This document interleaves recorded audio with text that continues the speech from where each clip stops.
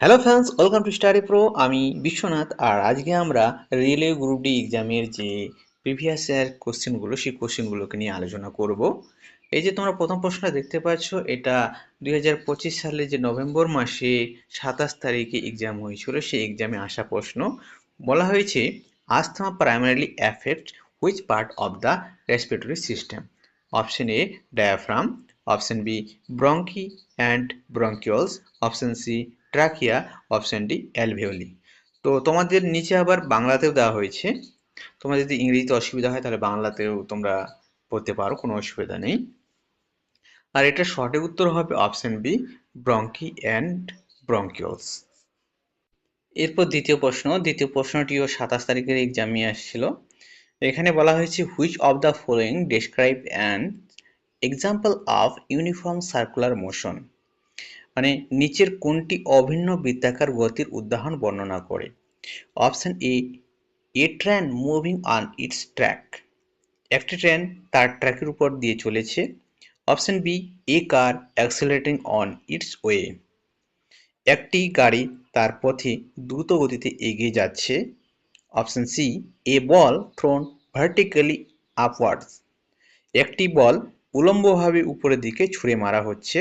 Option D A fan blade rotating at constant speed, একটি পাখার ফলা স্থির গতিতে ঘুরছে। তাহলে সঠিক কোনটা হবে? সঠিক উত্তর হয়ে যাবে option D A fan blade rotating at constant speed. Bangla যদি বলি, একটি পাখার ফলা স্থির গতিতে ঘুরছে। এরপর তৃতীয় প্রশ্নটিও সেই পরীক্ষার দিনে আসা প্রশ্ন। এখানে বলা হয়েছে, during reproduction why is it important to create DNA copies? প্রজননের সময় কেন ডিএনএ কপি তৈরি করা গুরুত্বপূর্ণ? Option A for blood circulation, রক্ত সঞ্চালনের জন্য। অপশন বি ফর ডাইজেশন, হজমের জন্য। Option C for inheritance of traits, বৈশিষ্ট্যের উত্তরাধিকারের জন্য। অপশন ডি ফর রেসপিরেশন, অর্থাৎ শ্বাস প্রশ্বাসের জন্য। তো সঠিক উত্তর হবে option C for inheritance of traits, অর্থাৎ বৈশিষ্ট্যের উত্তরাধিকারের জন্য। এরপর 4 নম্বর প্রশ্নটিও সেই দিনই আসা প্রশ্ন। এখানে বলা হয়েছে, what happens when a naphthalene ball is burned in a metal plate in open space? খোলা জায়গায় ধাতব প্লেটে ন্যাপথলিন বল পোড়ালে কি ঘটে? Option A it burns with a blue flame, এটি নীল শিখায় জ্বলে। Option B it burns with yellow flame with no deposit on the metal plate, এটি হলুদ শিখায় জ্বলে, ধাতব প্লেটে কোনো জমা থাকে না।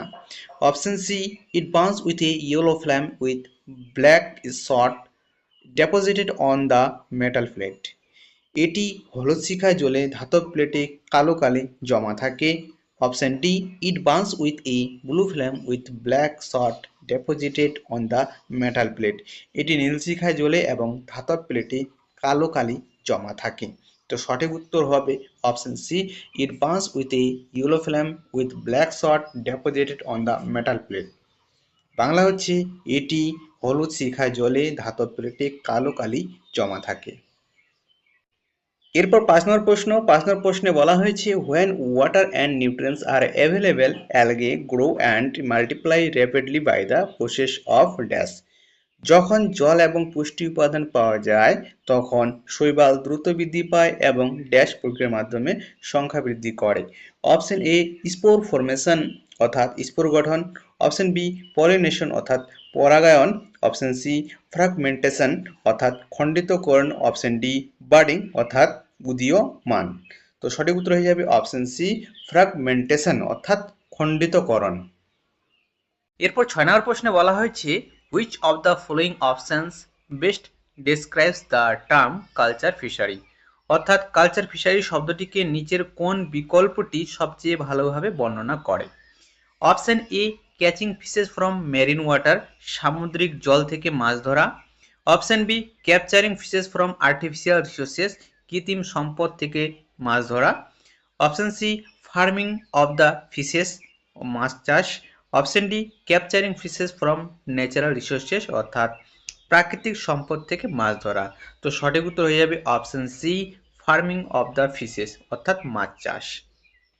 এরপরে 7 নম্বর প্রশ্নটি বলা হয়েছে, What happens when a zinc rod is placed in aqueous copper sulfate solution?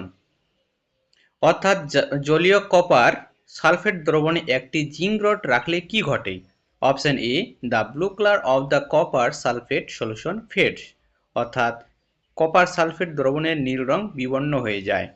Option B, the temperature of the solution falls, দ্রবণের তাপমাত্রা কমে যায়। Option C, heat is required to start the reaction, বিক্রিয়া শুরু করার জন্য তাপের প্রয়োজন হয়। Option D, no chemical change observed, কোনো রাসায়নিক পরিবর্তন পরিলক্ষিত হয়নি। তো সঠিক উত্তর হয়ে যাবে option A, the blue colour of the copper sulphate solution fades, copper সালফেটে দ্রবণের যে নীল রং সেই নীল রং বিবর্ণ হয়ে যায়। এরপর 8 নম্বর প্রশ্ন বলা হয়েছে, the fractional atomic mass of chlorine is due to which of the following, অর্থাৎ ক্লোরিনের ভগ্নাংশীয় পারমাণবিক ভর নিম্নলিখিত কোনটির কারণে?